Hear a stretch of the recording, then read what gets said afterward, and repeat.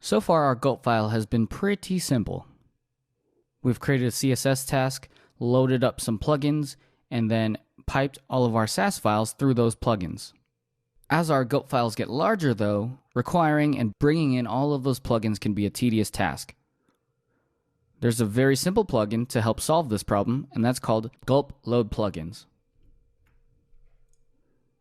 First, we need to install the plugin.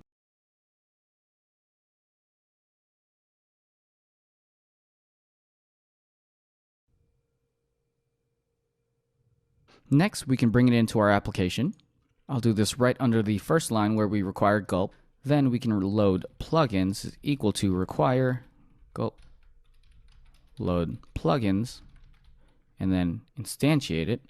Now that we have this Gulp load plugin, we can get rid of all of these lines right here.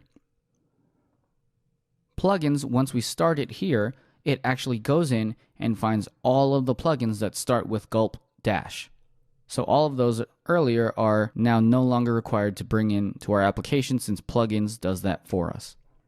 Now since the source map, Sass, CSS min, auto prefixer, and source maps don't exist, all we have to do is type plugins right before it. I believe this goes lowercase. So it's plugins and then the name of the plugin without Gulp dash at the beginning of it.